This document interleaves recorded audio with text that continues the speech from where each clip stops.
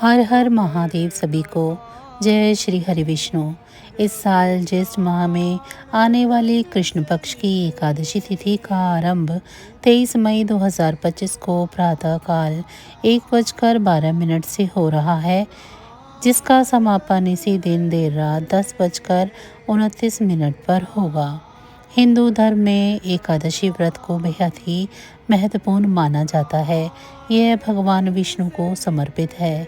हर माह में 2 बार एकादशी व्रत रखा जाता है, एक कृष्ण पक्ष और दूसरा शुक्ल पक्ष में। ऐसे में ज्येष्ठ माह में आने वाली एकादशी को अपरा एकादशी के नाम से जाना जाता है।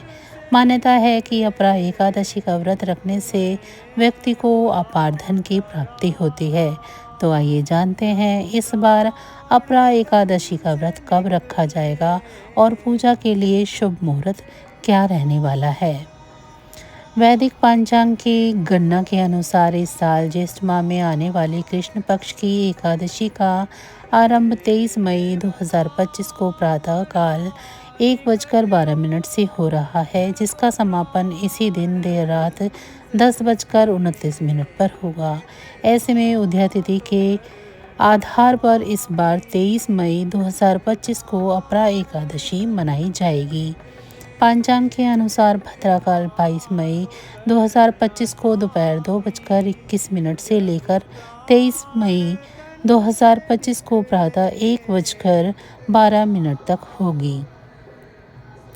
ऐसे में 23 मई को भद्राकाल समाप्त हो जाएगी और इसके बाद एकादशी तिथि का आरंभ होगा। इसीलिए इस साल अपरा एकादशी व्रत पर भद्रा की काले साया नहीं रहेगी।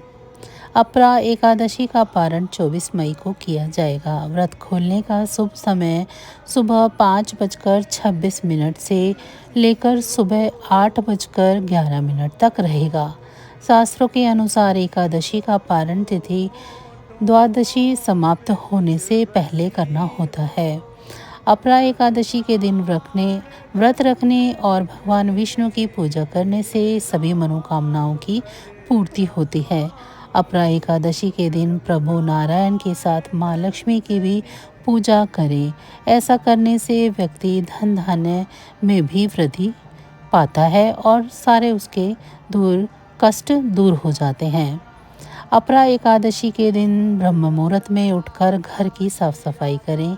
इसके बाद स्नान करके पीले वस्त्र धारण करें और व्रत का संकल्प लें। भगवान विष्णु की विधि विधान से पूजा करें। उन्हें अक्षत, फूल, आम, फल, नारियल और मेवे चढ़ाएं। विष्णु की पूजा में तुलसी के पत्ते अवश्य रखें। इसके बाद कथा सुनें और आरती करें। फिर शाम के समय तुलसी के पौधे के पास ही देसी घी का दीपक जलाएं और अगले दिन व्रत का पारण करें। हर महीने एकादशी तिथि पर भगवान विष्णु के निमित्त व्रत रखने का विधान है। इस बार अपरा एकादशी 23 मई शुक्रवार को है। अगर आप एकादशी व्रत का पूर्ण लाभ प्राप्त करना चाहते हैं तो इसके लिए एकादशी व्रत के कुछ नियमों का ज़रूर ध्यान रखें। हर माह की एकादशी तिथि पर एकादशी का व्रत किया जाता है। इस प्रकार साल में कुल 24 एकादशी मनाई जाती है। हिंदू धर्म की मान्यताओं के अनुसार एकादशी व्रत रखने से साधक को भगवान विष्णु के साथ साथ माता लक्ष्मी का भी आशीर्वाद मिलता है, जिससे उसके जीवन में सुख समृद्धि का वास बना रहता है। एकादशी के दिन चावल का सेवन वर्जित माना गया है। एकादशी का व्रत करने वाले साधक के साथ साथ घर के बाकी सदस्यों को भी मांस, लहसुन, प्याज आदि के सेवन से दूरी बनानी चाहिए। ऐसा करने से पूरी परिवार पर प्रभु श्री हरि की कृपा बनी रहती है। एकादशी के दिन तुलसी से संबंधित नियमों का भी ज़रूरी रूप से ध्यान रखना चाहिए। एकादशी तिथि के दिन ना तो तुलसी में जल अर्पित करना चाहिए और ना ही तुलसी के पत्ते उतारने चाहिए। माना जाता है कि इस दिन पर माँ तुलसी भगवान विष्णु के निमित्त व्रत रखती हैं।